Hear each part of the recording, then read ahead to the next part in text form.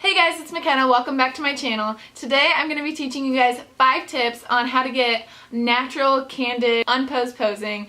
So let's go ahead and get started. So my first tip is to just get the clients comfortable in front of your camera. Whether that's talking for 5 to 10 minutes beforehand, or meeting up to get coffee, or just getting a detailed questionnaire out to them, whatever it is, just make sure that you spend the time to get to know the couple and know, kind of who they are, what they're about, what they like to do together, and genuinely just get to know them, because then when you get them in front of your camera, they're going to be so much more comfortable because they know you and they feel like they can connect. So whether that's 5 to 10 minutes, just hanging out before the session and talking, getting to know them, listening to them, whether that's hanging out for coffee before the session, or eating dinner together, just whatever it is, make sure that it's just you and them getting to know each other, hanging out, and just ultimately getting them comfortable in front of your camera before you ever take the camera out. So tip number 2 is prompts over poses. You don't really want to get to the session and then start bossing them around and telling them what to do. You don't really want to be like, oh, okay, well what you're doing right there, it's good, but you need to change this. You know what I mean? You come across bossy, you make them feel awkward, you make them feel like they're not doing something right. So just kind of breaking out of your box, breaking out of your shell, getting comfortable with doing new things, and giving them actions to do rather than certain ways to stand or do things. So this leads into tip number 3, which is just the prompts that I use. So if you're trying to get really genuine smiles, have the couple hold hands and stand next to each other and say, okay, now one of you tell me the most embarrassing story about the other. That one always gets a ton of laughter and emotion. So just making sure that you give them actions instead of telling them where to stand and what to do. You're just going to get a lot more genuine reactions, laughter, emotion. If you are looking to get them to be, really romantic or really serious, have them put their foreheads together, look down, and just inhale and exhale 7 times together. Then you have enough time to just get the perfect shot and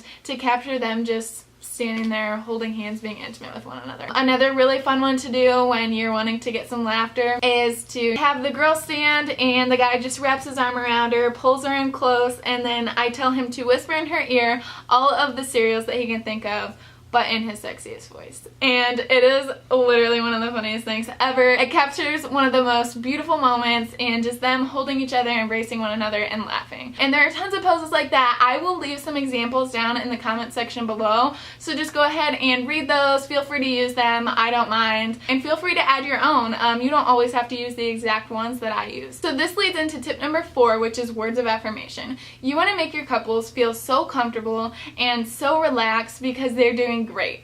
You don't want to stand there and be like, great, just having your camera in their face, not saying anything. That's really intimidating, and it can make the pictures turn out a little awkward because the couple doesn't really know if they're doing something right or wrong or what you're thinking, just anything like that. So you want to make sure that they know that they're doing great. So if you love a pose that they're doing, then say, yes, that looks great, that looks fabulous, keep laughing, ha ha ha, this is so fun, right? Yes.